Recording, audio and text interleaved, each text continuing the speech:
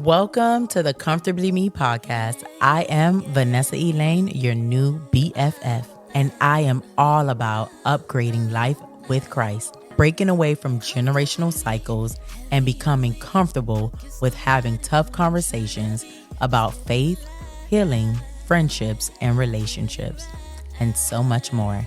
Get ready to become comfortably you. Welcome back. It's Vanessa Elaine, and you are now tuned into Comfortably Me. I have a special guest today, and it's my friend Reginald Israel. Yo. Yes. So we met back in 2018 at my last full-time job. I was working at a tech company as a receptionist, and he was a tech, and we would have lunch together all the time. And then even after being fired, which was a little ratchet, we remain in contact. He's one of the only person. Wait, what am I saying? One of the only people at the job that really like talk to you and stuff and like that. No, I was saying the first person I knew to move out to Houston. Oh yes, yeah. He moved out to Houston, and I even visited him during 2020. So he was the first person I knew from back home that lived here. So yeah. Well, it's definitely been a pleasure to get on this show and everything else. I know I've been saying that I was gonna get on, and I'm happy that the times and everything can coincide, so I can definitely do this for our podcast. Yeah, and the reason why I have him here today is because we always have like conversations that I feel like anyone would appreciate if they're a fly on the wall. Like they're meaningful. They just. It enlightens both of us. It's just deep conversations, and it's full of knowledge. It's not. It'd be a 5-minute conversation. Next thing you know, we on the phone for 2 hours. They're talking about all types of different subjects and stuff, and this is a good person to talk to on the phone. But I got to make sure I got a lot of time. You're the same way. I know. I can get carried away. Definitely get carried away. I was just telling her that like I have a timer every hour of the day. I gotta just know what time it is, just because I can get so carried away. Next thing you know, a whole hour go by and I'm like, I was just talking. So just trying to maximize my day. That's something I've been trying to do. That's good, because that's a part of like time management. Yeah.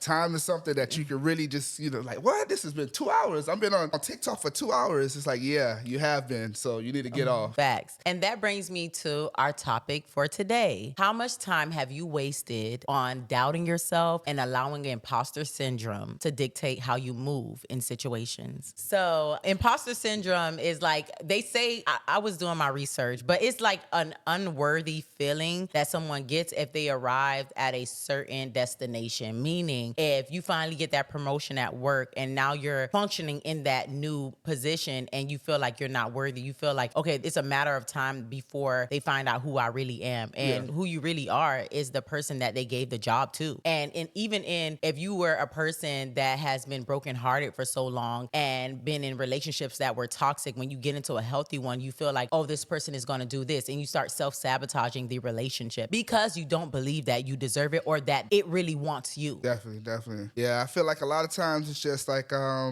don't know. It's just like, I always think to myself, like what God has for me, that's for me, So yeah, sometimes I feel like, oh man, did I deserve it, or there's somebody like that who should get it more than me? But it's like, if you believe that God don't make any mistakes, then that's then like constantly remind yourself like, no, I'm supposed to be here. Yeah. And everything else, which is hard, because some days you got that inspiration like yeah, but it is some days you're just that doubt creeps in and everything else. But it's just you just gotta just remind yourself of those things and everything. Let me tell you about Reggie. All the white people at the job loved Reggie. I was the receptionist, so everybody that walks through the building, I'm the first face that they see. I would always greet people, and people would just walk by. Some people would just walk by. I noticed a difference when he would be standing by my desk, and he'll be talking to me. Everybody stops and greets us, and they greet me finally. They finally acknowledge me. So it's just like, and you come from like, kind of like we have similar backgrounds. Mm-hmm. So the fact that you're a kid from, well, you're a man from North Miami Beach. Yeah. You in the culture. Yeah. And it's just like, now you have to transition into this new, like environment. This new environment where people don't have the same upbringing as you, in the same mindset, and the same outlook on life. Yeah. So how do you navigate those relationships without feeling the imposter syndrome syndrome, like, I don't belong here. Because I find out, and like, although I was just a receptionist, I was like, at first I'm like, oh my gosh, these people are in their careers and I'm just a receptionist. And even when like the VPs would come talk to me, I used to like get like tensed up, like, why are you talking to me? Yeah. And it's just like, no, it's because what you say or how you listen to them and you make them feel like you're attentive to what they say or you care about what they say, that people value that. Yeah. Well, I feel like with me, one of the, I guess, blessings God gave me is that I genuinely like people. Like, I just like people in all different walks of life, whether you Asian, American, like Latino and everything else. And by me having so much of an infatuation with people, it makes me like, I want to learn about your culture, your upbringing. Like I'm really interested in whatever you're talking about. And it's like, I just met this guy. Why is he so invested? Because I'm just interested. So, you know, and how that helped me navigate myself when it's like I'm in a predominantly white environment is I want to learn about you and I want to connect with you and everything else. So I don't know. And then another thing I definitely used to do is like trying to gain as many different perspectives as possible. A lot of times where you grow, where you're around, you tend to think that's how life is. But there's a person in Kansas that's living a totally different life than you. There's a person in New York living a totally different life. In Idaho, that's America. Now let's make it a little more macro. There's somebody in the Caribbean and in South America. So it's like there's different perspectives and everybody have their different ways of seeing things. And I feel like as a person, as people, if we like try to understand other people, like try really true, then you will understand the way they move and the way they are. And not only that, you will understand how to connect with them. You know what I'm saying? Like a lot of times people, we tend to see, okay, I'm black, I see somebody white, I instantly feel as though we ain't got nothing in common. Right. But the thing is, it's like we might have a lot of things in common. We really, really, really do. And another thing that helped me was if I find out what we have in common, I'm just gonna stick to that. So if I know we like this, stick to it. I think that's a man thing, though. Yeah, like that's definitely a man thing. That does not work with women, because women, you'll find one thing that you're in common. Then you got to know who they dating. How's this? But the thing is, with women and everything, and the men, they say men are a lot more simple. Yes. So I remember my pastor used to say, a man in a man's mind, it's like 4 or 5 like wires and everything else. That's it. In a woman's mind, it's like 20, 30,000 wires and they twisted and it's like that's why how y'all are when it's like a situation, you're like, babe, you seen that? Like the man like, yeah. Oh, you didn't see how that could have did this? And then I'm like, wait, how did you get that from that one situation? It's like your mind just thinks so much and so much that I feel like when it comes to decision making, a lot of decision making women are really good at just because they just think of 30 steps ahead, while the guy, we like, I thought, yeah, that made sense. I thought it was that. It was like, no, it's more to it. So that's how I feel like women and men, they work well together. Yeah. Because sometimes you need that simplicity of a man and sometimes you need that like complication of a woman, and you combine that together and that can really ultimately make something of like, I guess, some magic or something. So yeah, that's good. But I still feel like I'm a little indecisive. But one point I want to say, okay, so you don't experience like imposter syndrome when it comes to your professional life. No. But how about your spiritual life? Because based off of our past conversations, I think, I don't know who mentioned it. Which one? Like pastor? Yeah. And but you never took the time to like what? Cultivate that. Because do you feel like you belong in that space? Like, or that is a battle that I am fighting every single day.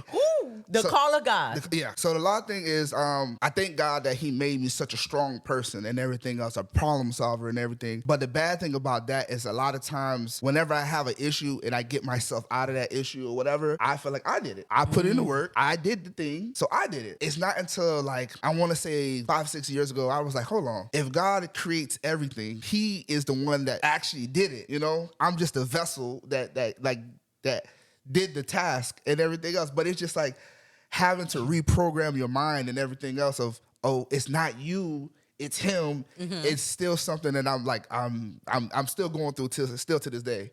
And I really feel like once I like actually, I guess like finish the battle or really like get to the end what of it, battle? Of really truly accepting that it's him. Because it's like one thing I can say is a lot of times, this is what you're supposed to do. Yeah. But you don't do it all the time.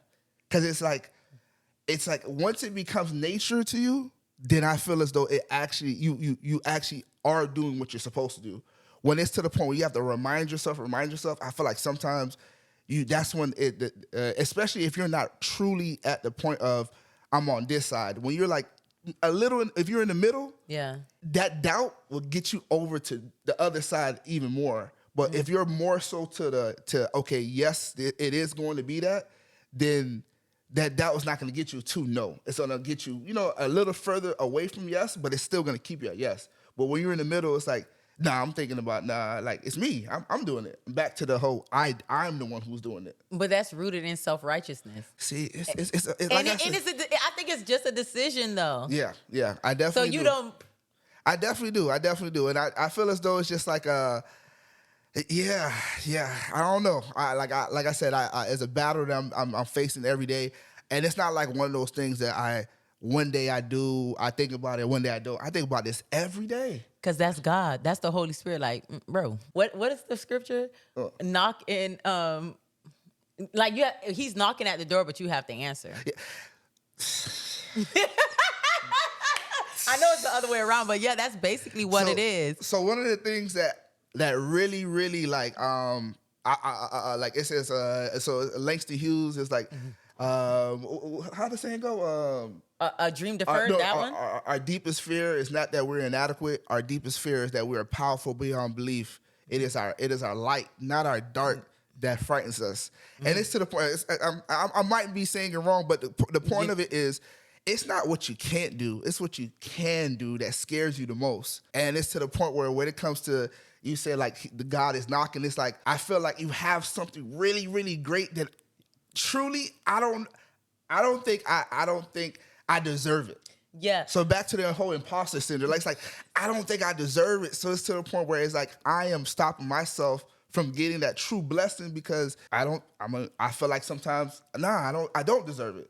Yeah. And the crazy thing is like, if you talk to anybody that knows me, they're like, no, Reggie's really confident within himself, whatever. But it's like, little do you know what that battle, that person is going on in his head. To you see a full form human, like, man, I want to be like that person. He look like he got his thing all put together, but it's like, I'm just as bad as you are.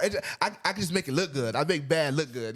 That's all it is. It's like we got the same bad. The same bad you got, I got it too. It's just I just dress it up a little different. But I carry it different. It's the same thing. It's definitely the same thing. So, but it's like I said, that's the interesting thing of life. Yeah. It's like just figuring things out. And so that's the thing. We can be confident in certain different areas where we don't experience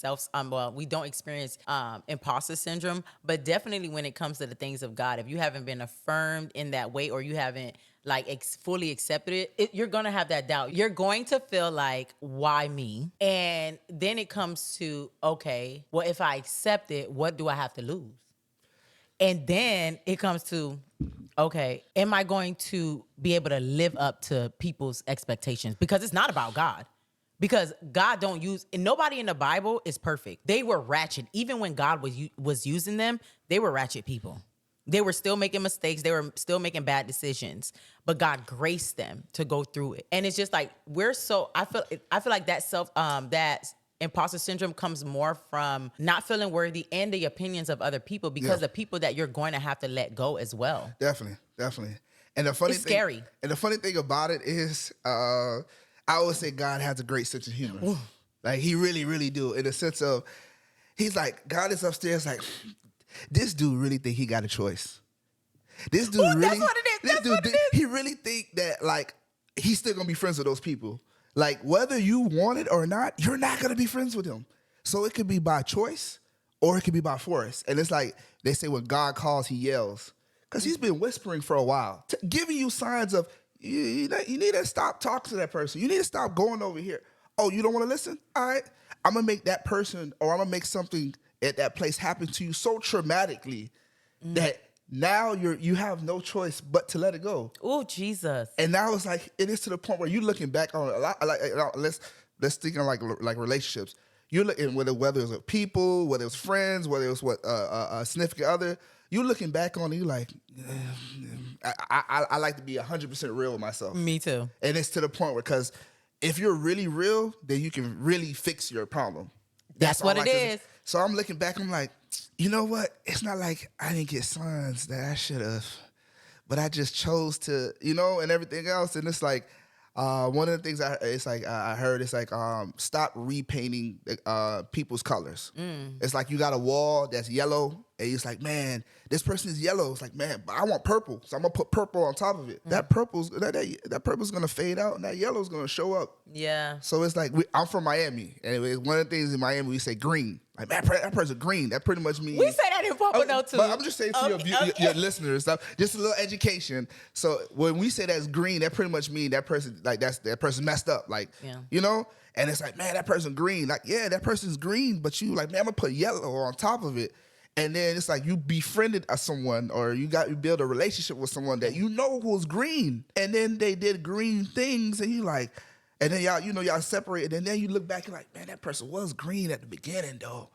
I thought I can change. No, they were green. That's just how they are. It's in their nature. You know, there's some people that they're here for good, and there's some people that's not here for good, or there's some people that work better with you than others. It's just like, like back to the interesting things, like finding that I guess that perfect mix of person, I guess. But ultimately, I just feel as though when it comes down to when it comes down to like God, like, you know, taking people out your life and everything else, it's it's a lot. It's pretty much it's inevitable. More of the story is inevitable. It is. So yeah. How do you deal with that? Have you ever? Yeah, all the time. To me, it's just like I don't really get upset about it because the way I live life like it's a lazy river. You know, Explain that. Just lay back and just let it just take you wherever it takes you. You know, which is. It's kind of hard because, you know, I like to be in control, but one of the things I realized, you can't be in control. No. You just gotta let things happen. Yeah. So it's just to the point where, like I remember I was watching Billions, is a show on Showtime, and this guy helped this guy out with something, and he was like, "Man, thank you so much. I got you. I'm gonna make sure you da da da." And the guy said, he said, "Don't worry about it. What needs to happen always happens." And I was like, I'm gonna steal that. I was like, "What needs to happen?" Oh, so it's like. I don't care what you say to me. Everything that happens in everything that happens in my life, I feel like that's what needed to happen. Amen. So if you Past.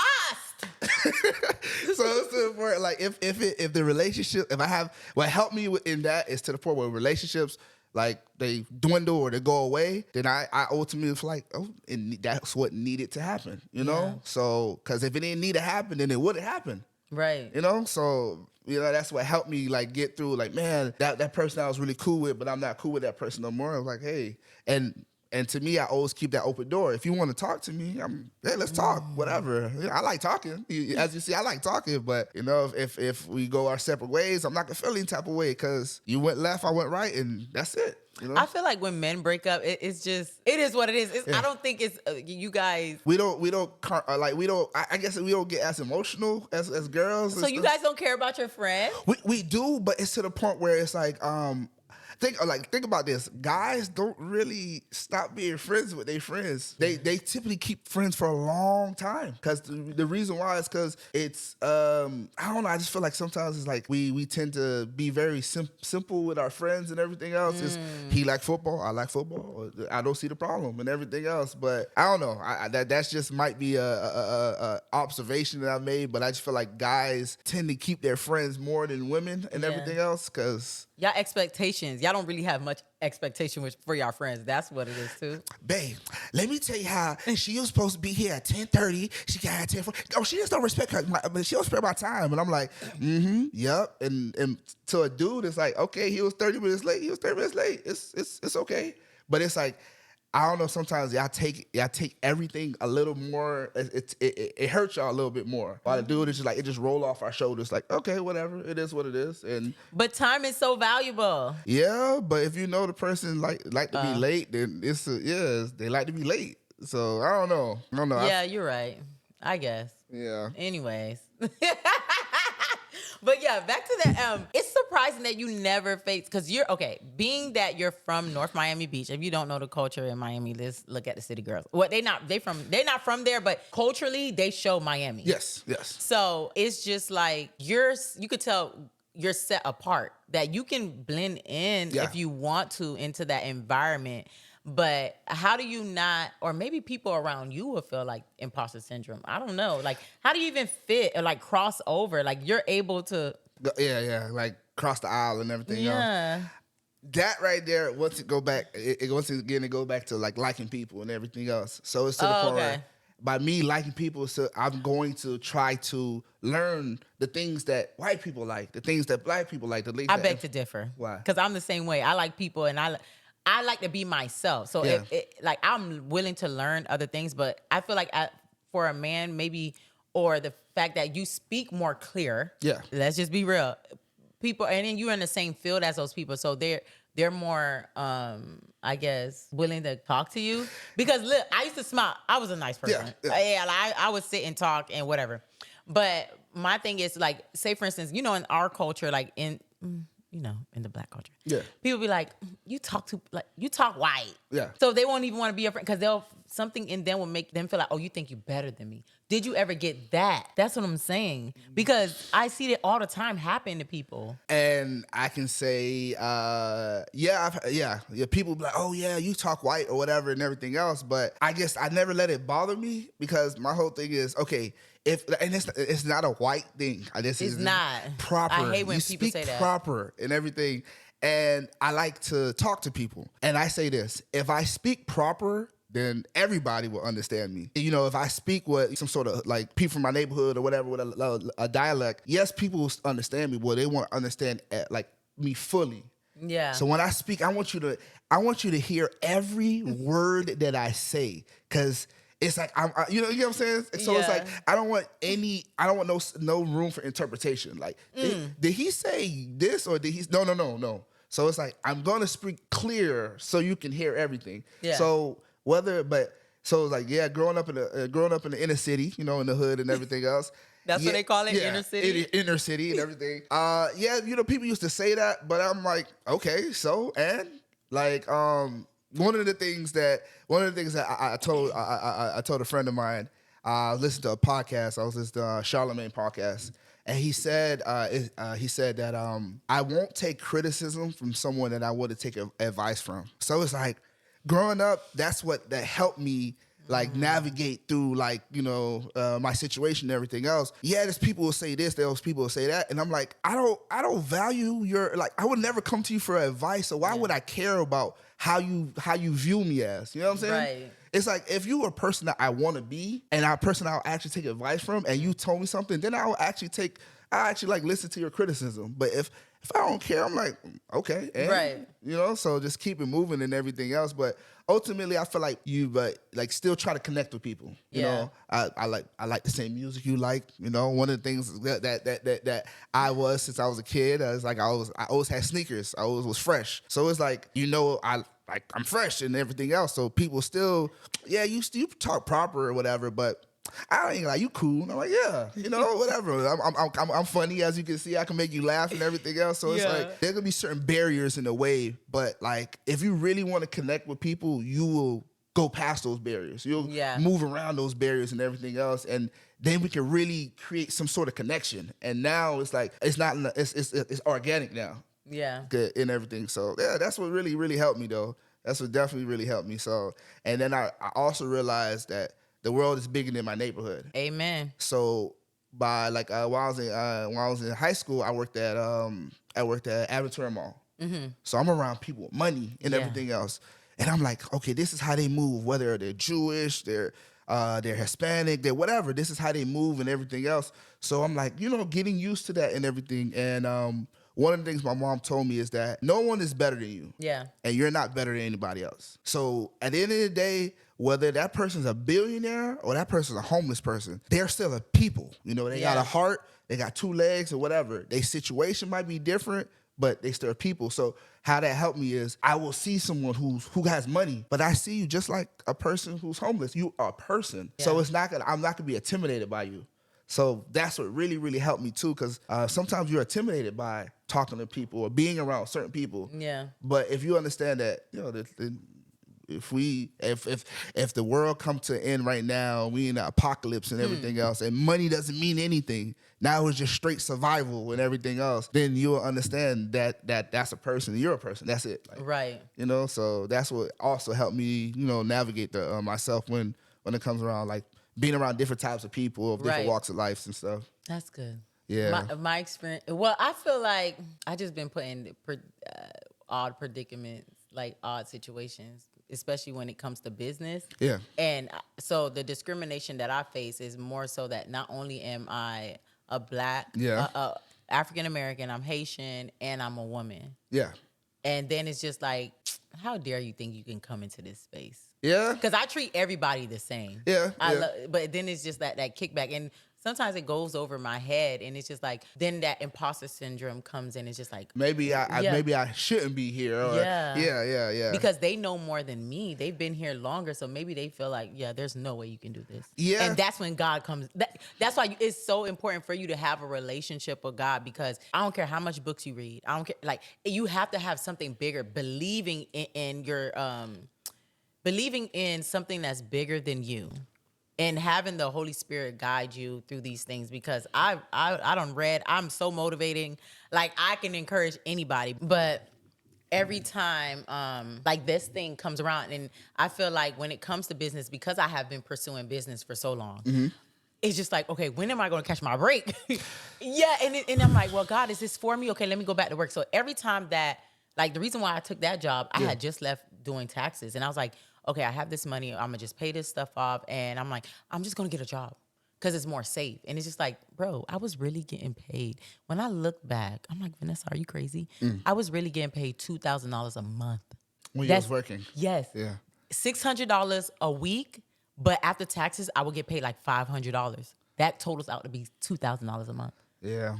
Yeah. And I was living off of that, because I chose to settle and not go after what God already told me was mine. Yeah. It's because I didn't really believe in myself. And although I already had the tools, I didn't even really take advantage. And that's what imposter syndrome will do. Like the things that I see people are making money off of now, I knew when I was 19. Yeah. And it's just like, you had the knowledge, but you chose to sleep on it because you allowed self-sabotaging habits and imposter syndrome. Like, you feel like your voice was not enough, or nobody would hear you, or what you knew was not valuable. There was not Google was around in 2009, but I don't think that information was on there yet about like the whole LLC, because people are it was there.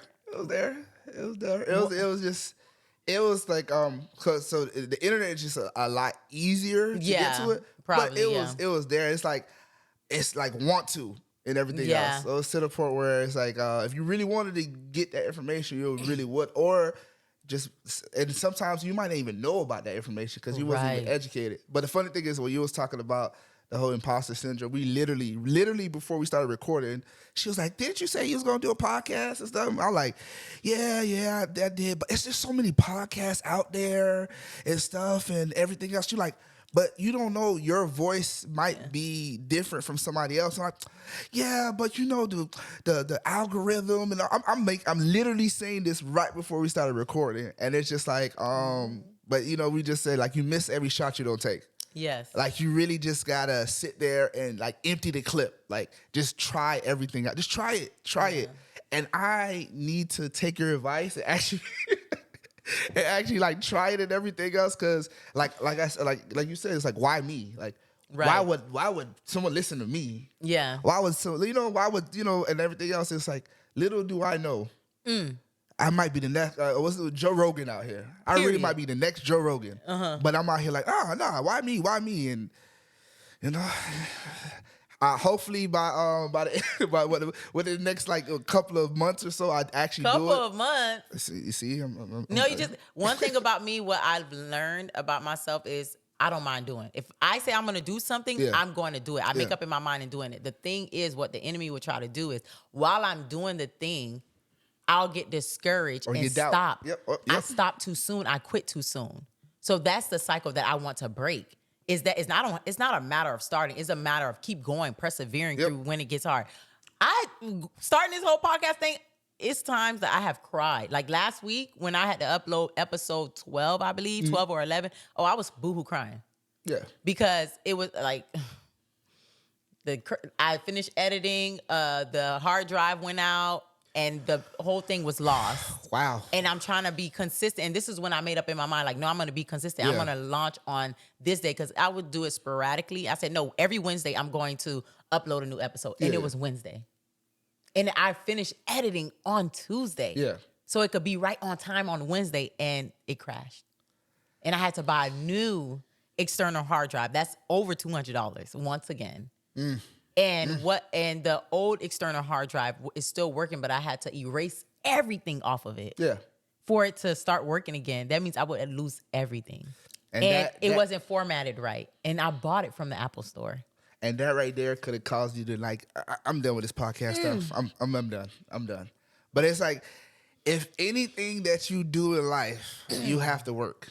Yes. And it's like, yeah, it's simple to say, yeah, I know I gotta work. And work means, you're gonna have to go, things ain't gonna go your way sometimes. Mm-hmm. And like crying, go ahead, cry. Like, go ahead, cry. Like, it's not until I wanna say I got in my my mid-20s that I just started crying. And I'm like, you know what? It's so overwhelming that I will cry. I will shed a tear or whatever. And then after that, wipe the tears out my eyes. Mm-hmm. All right, so what we got to do? That was me. It's like, don't put my tears in vain. I don't cry and then I'm done. Like, no, I ain't gonna cry for no reason. I'm gonna cry and it's like, at least I'm gonna use that tears to fuel fixing whatever I gotta fix or whatever. Right. So what? Yeah, just thinking about that just made me want to cry. No, I'm a crybaby. I'm like, if I wasn't in touch with my femininity before, I am in tune because I cry for everything. Because before I'm like, no, I'm not gonna cry because that's a sign of weakness. No, it's not. And the funny thing is, it's like, I remember my ex, she used to cry and everything else, and I felt the same way as a form of weakness. Mm-hmm.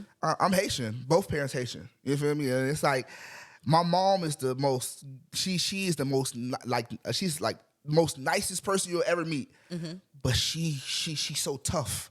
She's really, really tough. So she don't cry and everything else. So I didn't grow up in a house where we cry. I felt like I grew up in a house where it's like, all right, there's a problem, fix it.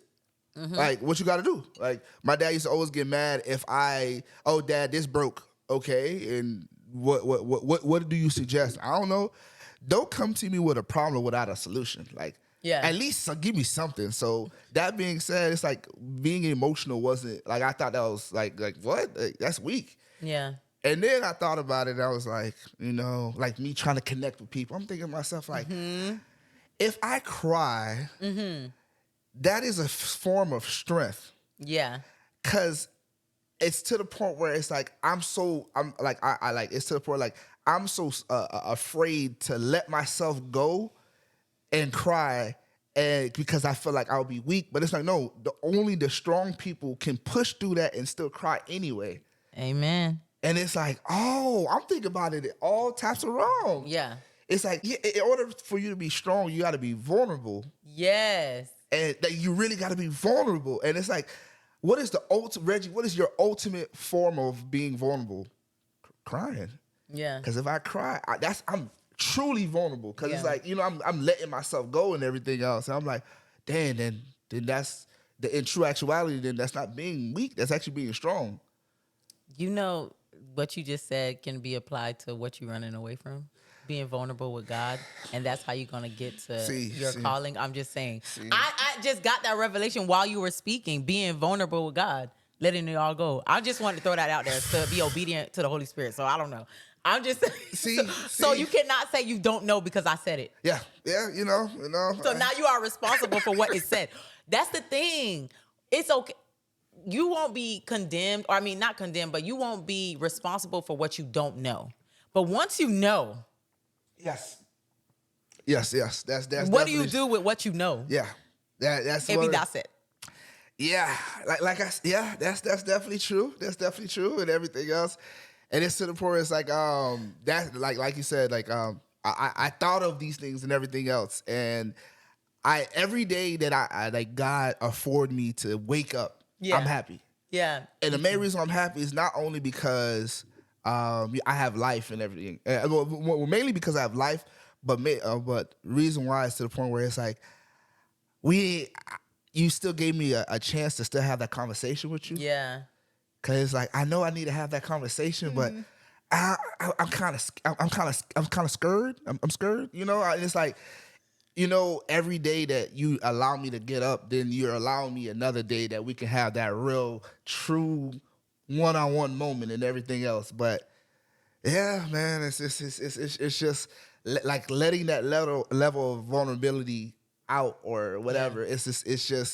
It's kind of it's really tough. It's really, really tough. It is. It's definitely tough. It's just a matter of decision. Yeah, that is. But that's a tough decision to make. Yeah, and not only is it a tough decision, it's like you just got to do it. Yeah. Because you can want to do something all you want, but are you going to do it? Man, I want to go to the gym. I want to go to the gym. Every day, I want to go to the gym. Mm-hmm. But it's like, okay, then go. Just go. Yeah. So why you, like, put clothes on, go. Yeah. But it's like, man, that's kind of... man, I'm gonna go tomorrow. I'm gonna make an excuse. I'm gonna go tomorrow. You know, the rain and everything else, or it's getting late. You know, people be there, but ultimately, like with the whole imposter syndrome, back to that, it's like just do it. Like instead of like sometimes you just got to do it, and you are not growing until you're uncomfortable. Yes, you're not growing until you're uncomfortable. And like even with this, I'm not gonna even lie. I might look like, you know, oh man, he's doing this thing good and everything. I am uncomfortable. This the first, and honestly, this is the first time I ever did anything like this. But still persevere through that because it's just like, you know, like you never know if you really might like this or you really might. This might like fuel the next thing and everything else. Everything happens for a reason. Amen. Like I always say, even with like meeting you. It happened for a reason. Yes. You know, it's like it's in every walk of life, it happens for a reason, and it's to the point where like just do it. Just do it. But they do it, but then they don't believe that they belong there. Yeah. That's the thing, believing that. Yeah, and it's like sometimes it might take like we want that instant gratification.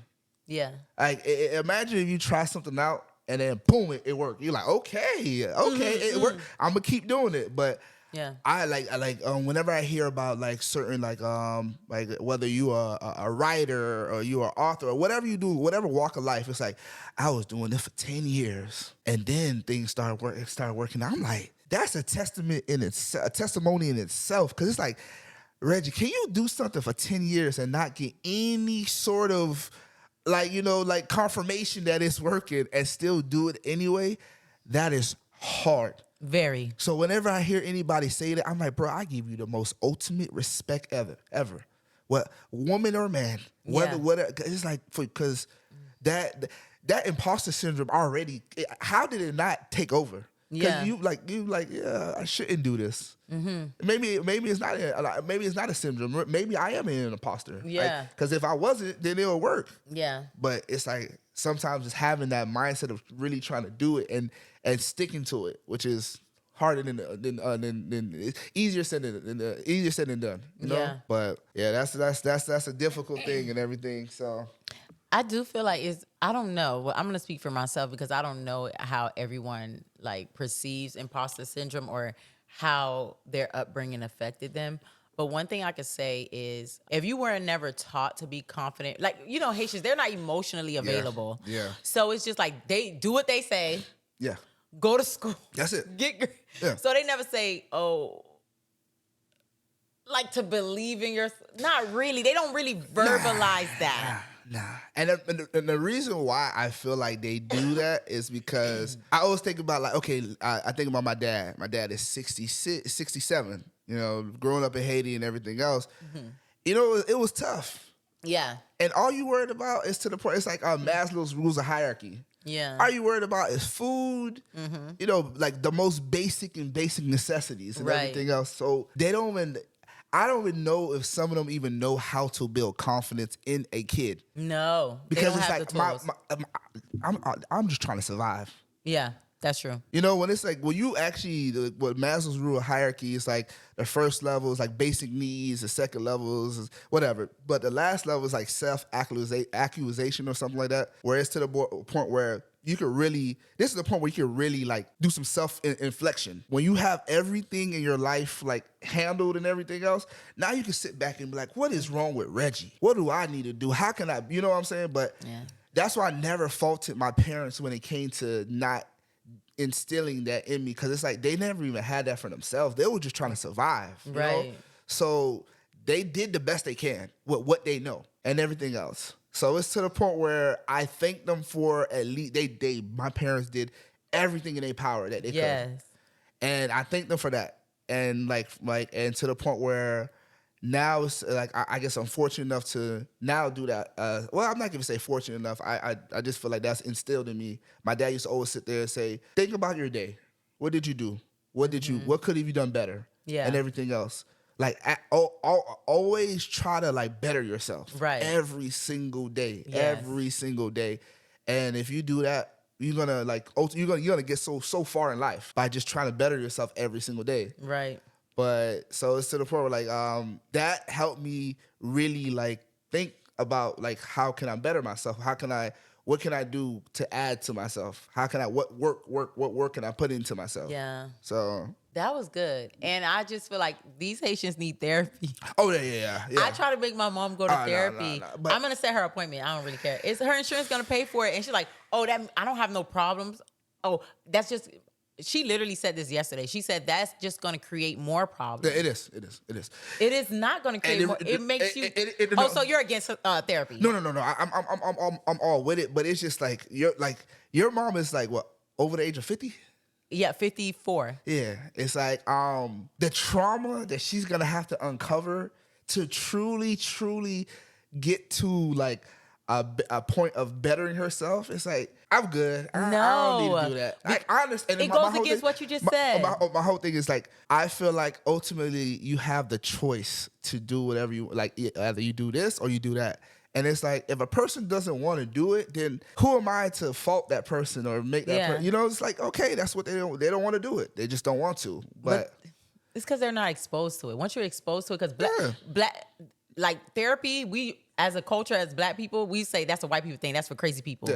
Now, black people are talking about going to therapy. I went to therapy when I was in my early 20s. And I felt like it helped me so much as to how to handle things. It's not so much of course you uncover things, but it helps you realize things about yourself and why you make those decisions.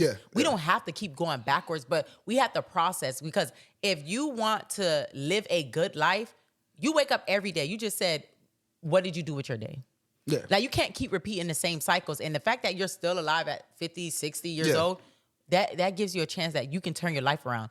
Like the man that created Kentucky Fried Chicken, he started at 60.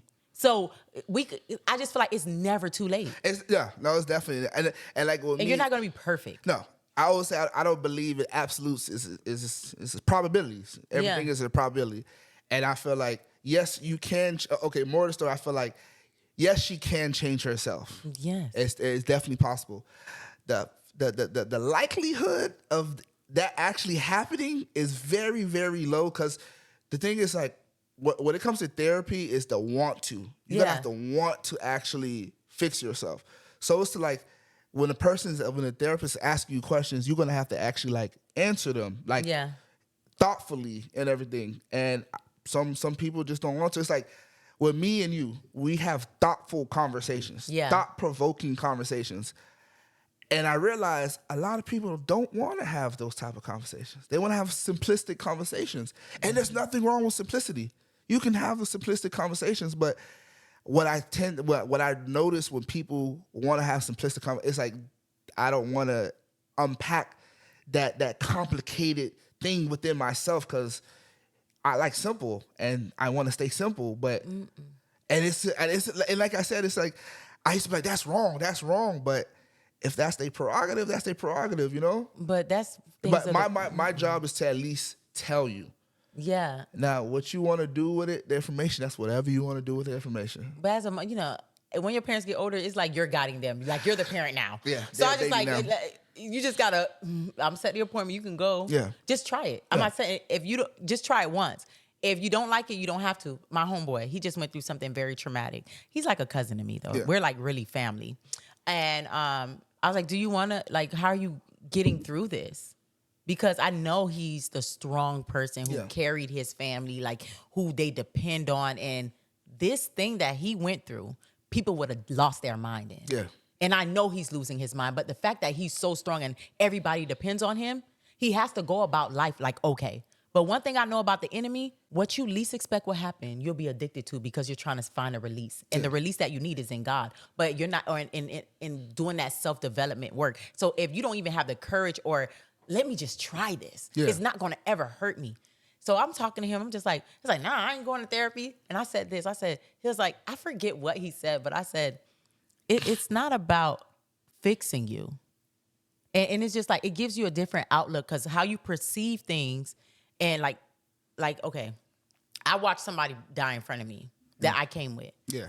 Everybody that was there around me, everybody's life just went back normal and we never even spoke about it. And that bothered me. Yeah. Because I have done the work. So I like, this is not normal and I don't want this to be normal. Everybody's like, it is what it is. That happens in our community. Like people died of gun violence. And I'm like, no, I'm not going to normalize this. We need therapy. Like we need to talk about this, like sift through this. Like I don't ever want me to be numb to death. Yeah. Yeah. Yeah. I Literally, this person was with me on their last day. And I was even asking God, like, why did you set it up that way? Because I'm never around this person. I spent that person whole last day with them. Yeah. That is, I don't know, that's kind of traumatizing. So I was just basically telling him like it gives you a different aspect on how you perceive things and it just makes things more clear for you. Mm-hmm. Like it doesn't hurt you. Like you may think, oh, you know, we come from the same place. So you may think like, oh, that's normal. Like everybody experienced that. But what about if you talk to somebody that has never experienced that and they could tell you like, no, that's not normal. Yeah. And then they could tell you like, this is how, the reason why when you experience this is how you handle this situation because you experienced this. And you won't even be able to realize that because everybody around you is familiar with the same things that you're familiar to. Yeah. So until you get out of that box, because the things of this world, that's not where God wants you to be. So the more you tie yourself to the things of this world, you'll never become that person God called you to be. You'll never... I think Steve Harvey said this. Steve Harvey or Denzel Washington. Yeah. The richest place is the graveyard because so many people die with their dreams and bump dreams. So many people die with what God has placed on the inside of them because you never did the work to call it out. And the life, and I don't care. You could probably be a multi-millionaire. You could probably have the biggest house. You probably could feel like you live in the life. Yeah, yeah. And what God wants to give you surpasses that 10 times. Yeah. And it's like one of the things that Kim, my girl, she told me that really like resonated with me when we first got together. She was like, some people had Reginald, some people had Reggie. I want Mr. Israel. I want the best version of yourself. That's what I want from and everything else. And I want to like help you reach that and everything. And the best version of yourself, you can be a millionaire. You can be super successful. You and you have a great family and all that. That's still not the best version of yourself. No. Because it's like, what you're pretty much saying is like, until you pretty much like, go in every single closet that you have those skeletons in and really face that person or face that situation, then that true, perfection of yourself will never be gained. Yeah. And that means like what God really, really, truly wants from you will never be obtained because you are doing all of these other things, but there's still other things. There's still some things that you need to address, but you're choosing not to address it. Yeah. But it's just, I don't know. It's just a lot though. It's a lot because it's a level of comfortability that you don't want to get to. You don't want to. It's like a threshold, you know. Yeah. It's like it's sometimes it's like, I got this part fixed. We can worry about the other part a little later. You know what I'm saying? Most of it's fixed anyway. I don't see the point of even addressing that and everything else. Yeah. And then as life go on, a lot of times you just suppress it so much. You suppress it that you kind of forget about it. That is 100% true. And that's something that I know for a fact I do. Me too. I suppress things so bad, and the next thing you know, randomly I'm taking a shower. I was like, wait, this happened. I'm like, whoa. And I just like went about it like it is nothing. It's like, nah, bro, that was tough. And you just went through it. You just went through it. But yeah, that's something that I really feel as though like, yeah, it's something, and that's the whole thing with therapy. Therapy helps you, like, I guess, unpack those things, the things that you suppress. But it's like this, you suppressed it for a reason. The reason why you suppressed these things was because it hurt you. Yeah. And everything else. So it's like part of the reason why people don't want to go through therapy, and I'm one of those too. I put that thing in the back of my mind for a reason, you know? And it's to the point where like, why would I want to like talk about it and like and like cry about it, or like, you know, let that thing harm me again? It already harmed me once. Why would it do it twice? And you're like, yeah, because therapy is gonna really have you fix it. It's like, yeah, no, that's I didn't true. say fix. Wait, like, You're gonna be able to realize why you make certain decisions. So moving forward, you're not going to ever erase the pain, but you're gonna deal with it better. That's you healing through it. and yeah, that's true. And to me, it sounds like eating salad is really good for you. It don't mean that I'm gonna eat it though. You get what I'm saying? It's like, I'm not gonna say it don't mean I'm gonna eat it. It's just like, it's hard for me to do that. Yeah, it is. So it's like, yeah, you know, going unpacking those things that I suppress and going to therapy is definitely gonna help me. But it's just like, I don't want to. Like, that's not how. It's. I'm just scared of doing it. So a lot of times when I go to people and, you know, and we'll bring up the whole therapy thing, and the reason, and people say they don't want to do it, it's like, I understand. Yeah. Truly, once again, it's to the point, I like people so much because I want to understand you. Yeah. And I'll be like, I will understand why you wouldn't want to do that. I will understand why you would. But what I would do is like, you know what, you never know. It would definitely be beneficial for you to do it. Yeah. And it's like okay, it's like working out. The worst part of when you start working out, the worst part of working out is, I'll say, 2 weeks to a month, because you sore. Yeah. And it's like, I'm so sore now, and you want me to go to the gym again? Like, my body hurts, and it's like, yeah, because you got to go 5 days a week. Yeah. But it's like, I'm so sore, and it's like so much that, you know what? I need a break. I need a break. I need a break because my body hurts. And the next thing you know, that break becomes 2 days. 2 days become 5 days. Yeah. Next thing, you're not going to the gym. But it's like I understand because it's uncomfortable. And it's a good place to be uncomfortable because it gives you room to grow. I know they say, I went to Carol City for 3 years. We played football, and they had this sign that says, pain is weakness coming out of your body. And I was like, yeah, and it's the house of pain. This is the weight room. So you doing that set, it hurts. And it's like, that pain is that weakness. Really, that pain is that strength that you're gaining and everything else. But it's still painful though. Like, it really is still painful. So like I said, I don't fault nobody. I understand why people don't want to go through stuff, because like that pain is like, you don't want to go through pain. You already went through it. You don't want to go through it again. But ultimately, I would say you should go. You should definitely do it, because you're gonna get to that better version of yourself. Yeah, I think I get more frustrated because I'm like you. I like try to understand people, and I feel like that is kind of like my downfall too. Because you try to, if they do something and people don't know themselves. So when they do something and you asking questions, they don't know how to answer because they don't really understand themselves. They don't even understand. Yeah. So it's just like you make excuses for them. And ultimately, yes. Especially if you're an overthinker. And yes, you make excuses for them and everything else. But I just feel as though it's just like, I guess it's just like, I always would like say, there's times that I want to do something and I don't do it. And it's like, I understand. So when they say they want to do something and they don't ultimately like complete it, I guess, nah, that's making excuses. Yeah, that's what I'm saying. Nah, so that's why, because God revealed that to me, like, you making excuses. And I'm like, I'm just trying to understand, because I don't ever want to be in a place where I'm judging someone. So I just want to understand you so I can accept you fully. Because if I don't agree with something you did, I want to understand why you did it. And that's true. So me, I like to, just like you, I want to understand. And then I came down to, it is what it is sometimes. But that's a toxic way of being, because that's in some cases it is what it is, but you ain't going to be what it is in my life.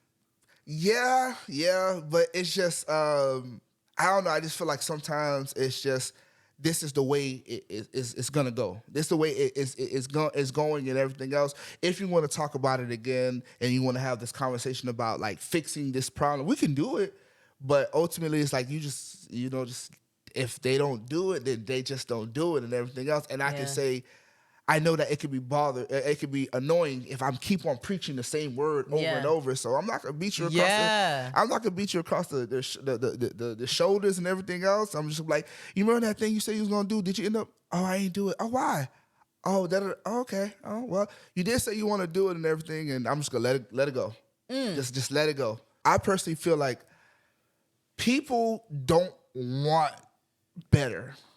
Yeah. They say they want better, but they don't truly want better. I feel like they do want better. They're not willing to work and do what is needed of them to get it. They just wanted to poof, just out of it. Just happens. Just happens, and it's like that's not how things go. It's really not how things go. But they just, I want to be successful. I want to have money. I want to do this, and it's like, what you doing towards it? I got a job. It's like, okay, I'm not saying nothing wrong with a job. What else? I don't know. Are you trying to be a manager?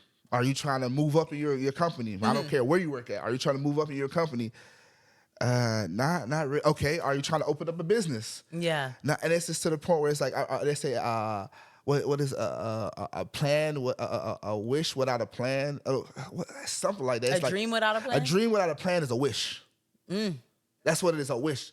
I wish this happened. Because if you have a plan, then at least it's to the point where you know how to get to it.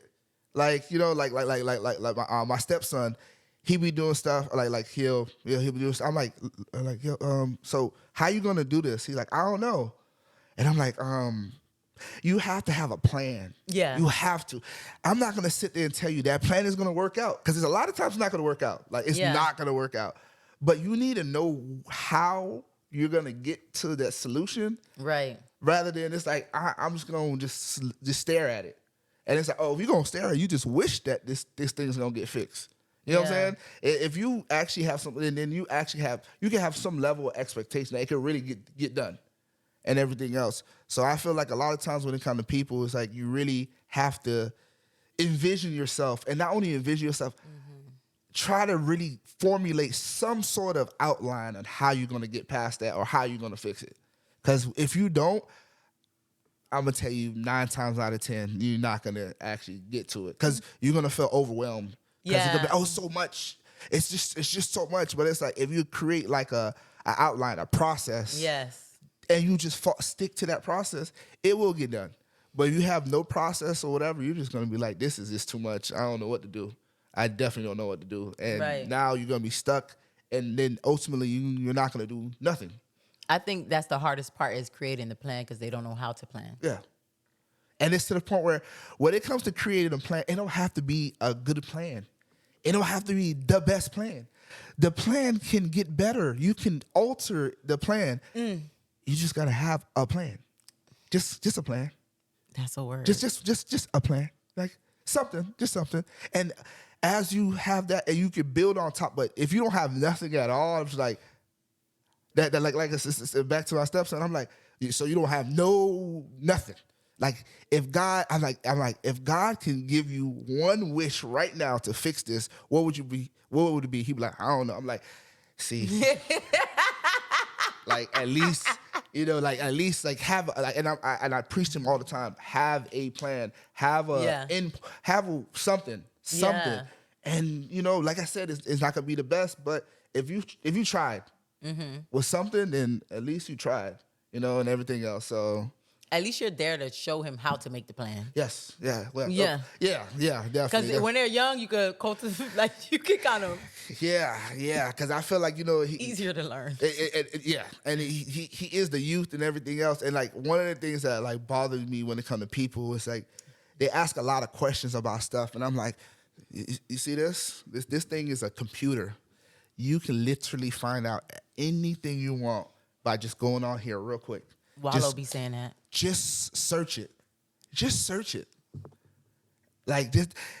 My stepson be getting so mad at me, and I don't care. I don't care. I You don't. so hate shit. I don't care. And it's to the point where why you get mad?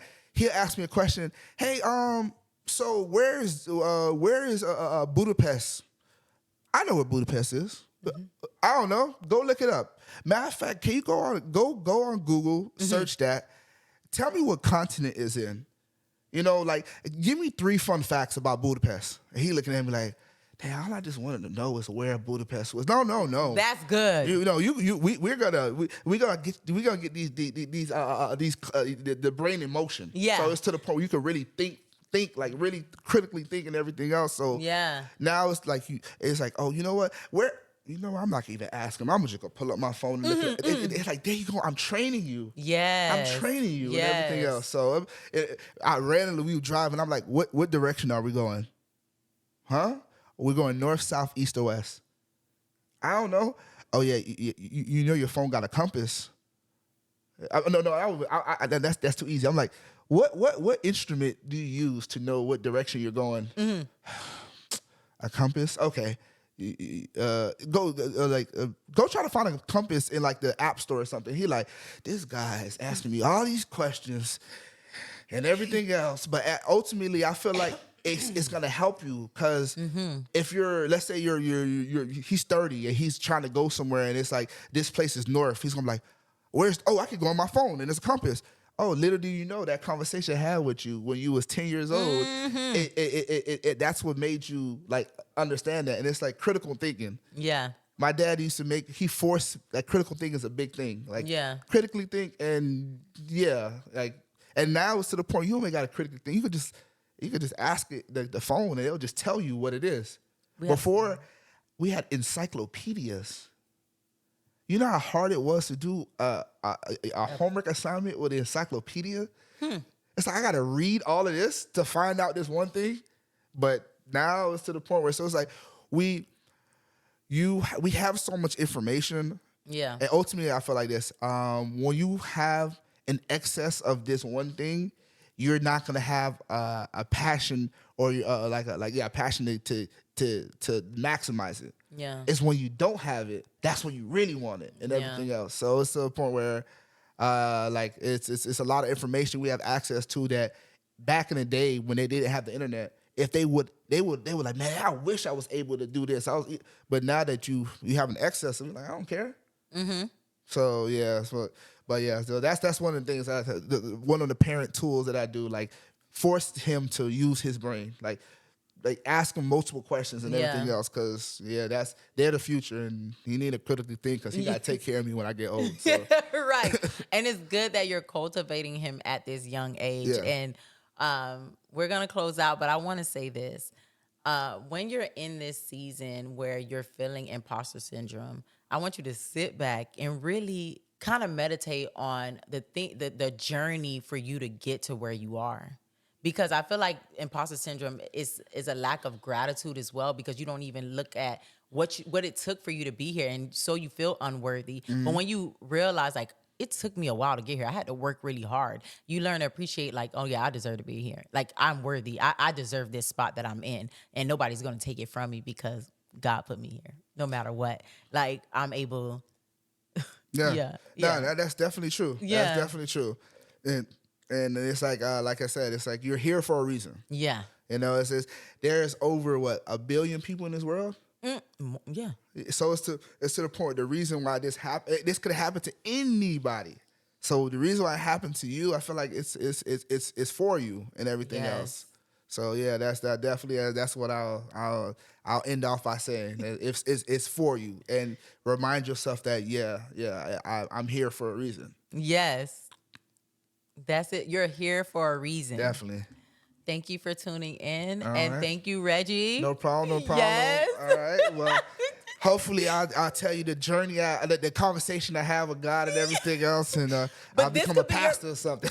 But I'm not going to lie. This is like, I was talking to my cousin, and, she's in ministry, and she was like, your podcast is not a podcast, it's your ministry. Mm-hmm. Because I always get inquiries like, oh, they want to join in. And I'm like, I kind of like, I have to pray about it. And they probably don't understand, why do you have to pray about it? Because I care about the listeners. This is not just for monetary. This is not just for monetary gain or for, I don't know, it's to really help people. Yeah. And it's just like, I have to be very careful who I place here. Yeah, that makes, yeah. And that's just like a pastor. He's not going to let anybody on his pulpit. No. This is my pulpit. Exactly. Because I care about the people in my ministry. Because whatever you hear on this mic, you're going to go by because Yeah. you trust me enough. Because you feel like if I trust her, what she's saying, Whatever. whoever she brings on, I could trust them too. Yeah. And if you ain't talking like-minded things, and I understand, I respect everybody's walk of life. Yeah. Like where they are in their journey or whatnot. But the vision got to match. Yeah. Yeah. Definitely. The vision got to match. Thank you for tuning in to Comfortably Me. See you next Wednesday. And guess what? Next Wednesday is our final episode. Okay. No, wait. Oh, yeah. Yeah. But that will be wrapping up season 1. And I'll see y'all back season 2. So. Definitely. Hopefully I can be on season 2. Yeah. And hopefully he'll be introducing his. You know what I'm saying? Exactly. Yeah. All right. Thank you guys. Love y'all. Comfortably